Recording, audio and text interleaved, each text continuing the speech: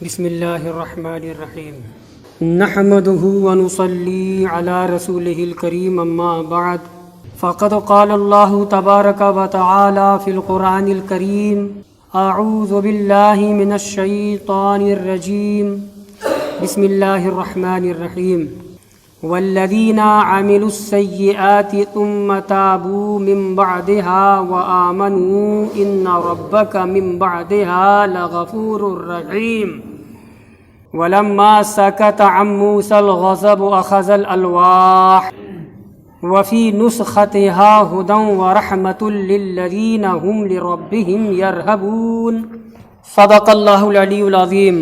بزرگوں اور عزیز دوستوں، آج کی پہلی آیت ہے والذین عملوا السیئات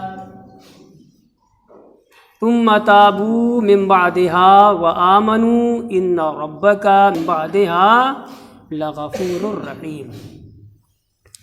والذین عملوا السیئات، ترجمہ سماعت کریں۔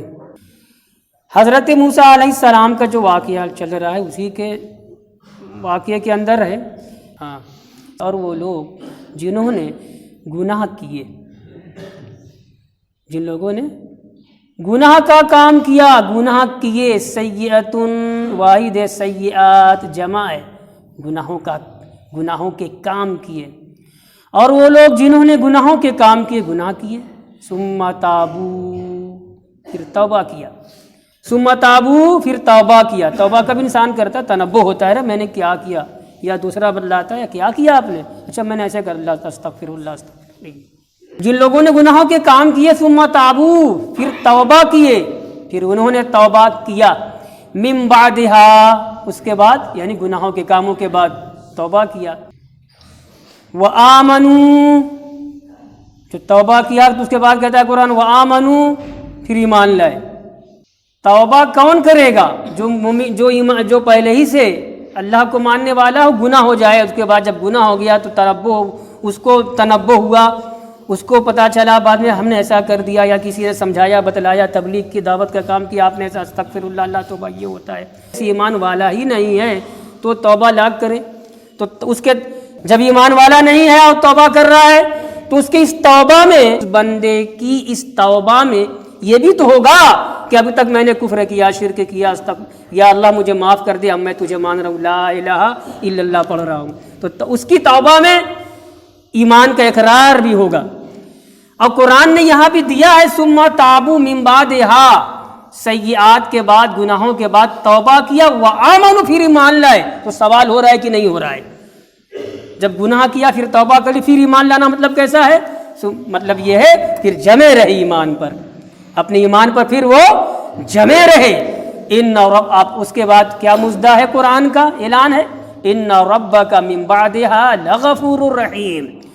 تو واقعی تمہارا رب اس کے بعد، یعنی توبہ جب کر لی کسی نے، خالص توبہ، پکی سچی اچھی توبہ کر لی، تو اس توبہ کے بعد تمہارا رب واقعی بڑا مہربان اور نہایت رحم فرمانے والا ہے۔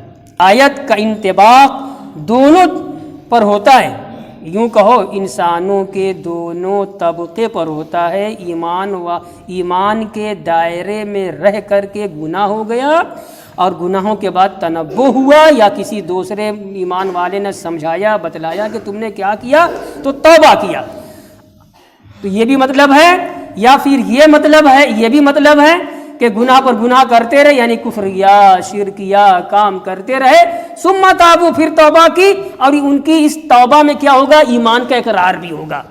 اب اس کے بعد جو آگے والا جز ہے وآمنوا، اور ایمان لائے، تو ایمان لائے دوسری تفسیر سے جوڑ دیں، پہلے مشرک تھے، کافر تھے، توبہ کیا، ہم نے کیا کیا؟ توبہ کیا، ہے نا، رجوع ہوئے اور ایمان لائے، تو یہ تفسیر ہو گئی اس کی جو پہلے سے ایمان والا نہیں رہا۔ اور دوسری تفسیر کہ گناہ کیا اور گناہوں کے بعد توبہ کیا، پہلے سے ایمان والا رہا اور پھر توبہ کیا، پھر قرآن کہہ رہا ہے آمنو، ایمان لائے، تو یہاں پہ ایمان لانے کا مطلب یہ ہے اپنی ایمان پر جمے رہے۔ آگے کی آیت وَلَمَّا سَكَتَ عَن مُوسَى الْغَضَبُ أَخَذَ الْأَلْوَاحَ،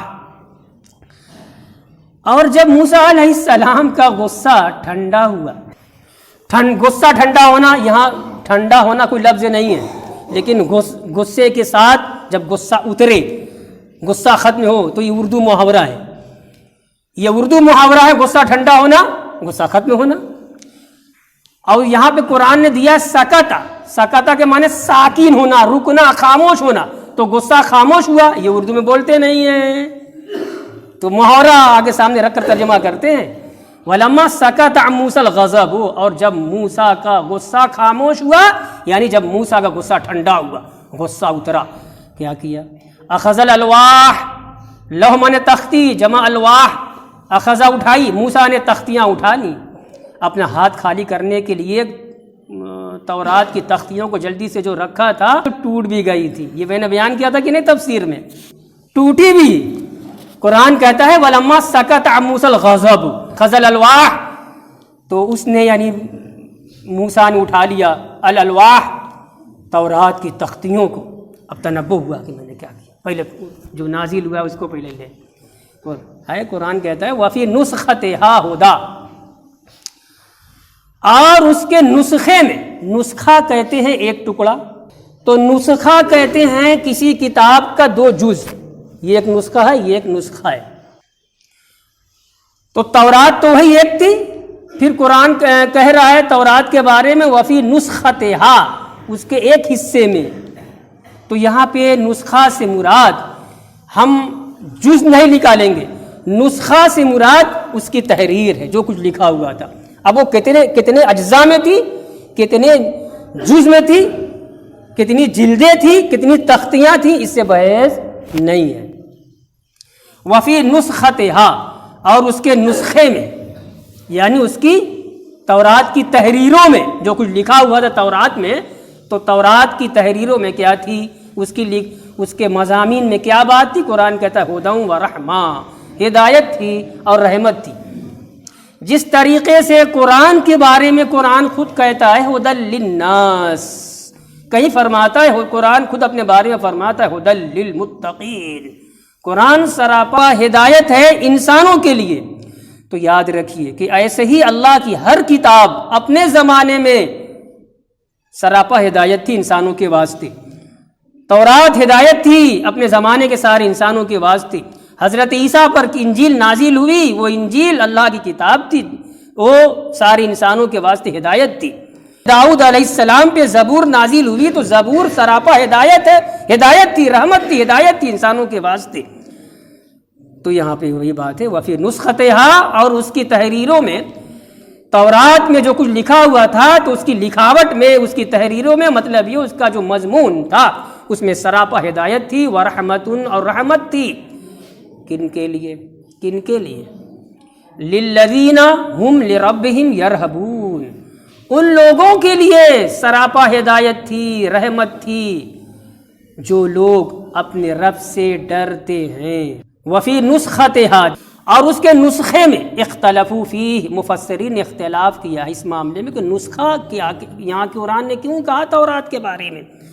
قیلا، کہا گیا ہے اراد بہ الالواح، کہا گیا ہے کہ اللہ کی مراد جو یہ، اللہ کے کلام کی مراد یہاں پہ جو یہ ہے الواح سے، تو اس لوح کی جمع الواح ہے، جمع ہے، تو کہتے ہیں لأنها نسخت من اللوح المحفوظ، کیونکہ لوح محفوظ سے، اللہ کے حکم سے، لوح محفوظ سے، باذن اللہ، اللہ کی اذن سے، اللہ کی اجازت سے فرشتوں نے اس کو لکھا۔ وہاں ایک تھی، یہاں دو، وہی کاپی، اپنی زبان میں کاپی، تو نسخہ کہا۔ وقیلا، دوسرا قول یہ بھی کہا گیا ہے کہ اس لیے جمع کہا، پھر نسخہ کہا، ان موسیٰ لما القى الالواح تکسرت، آ گئی بات کہ جب حضرت موسیٰ نے جلدی سے تورات کو زمین پر رکھا ہے، تکسرت، ٹوٹ گئی تھی، جب ٹوٹ گئی تو اجزاء ہو گئی، الگ الگ ہو گئی، سمجھ گئے۔ وقال عطا، اور عطا نے کہا فیما بقی منہا، جو کچھ بھی اس میں باقی رہا اس میں سراپا ہدایت ہی اور رحمت ہی تھی اللہ کی بندوں، ان لوگوں کے لیے جو اپنے رب سے ڈرتے ہیں۔ عبداللہ بن عباس نے کہا، عمرو بن دینار نے کہا، یہ مفسرین حضرات ہیں، عبداللہ بن عباس تو صحابی ہیں، میں نے بتلایا آپ کو، آپ جانتے ہیں، لوگوں کی تفسیر اس مقام پہ یہ ہے، کہتے ہیں لما القا موسیٰ الالواح، یہی فکسرت، وہی بات بھی اوپر والی آ گئی۔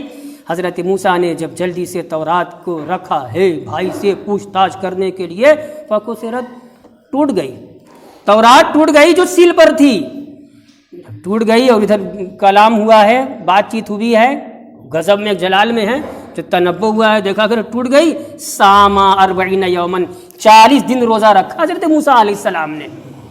نبی گناہوں سے معصوم ہوتا ہے، نبی پاک ہوتا ہے، اور جان بوجھ کر انہوں نے پٹکا بھی نہیں تھا، جلدی میں رکھ دیا تھا بے ترتیبی سے، اور رکھنا بھی میں نے سمجھا دیا تھا 2 ہفتے پہلے کہ عالم بے خودی میں تھا، بے خودی کا عالم تھا، پتا بھی نہیں کہ میں نے جلدی بازی میں رکھ دیا، ادھر ٹوٹ گئی۔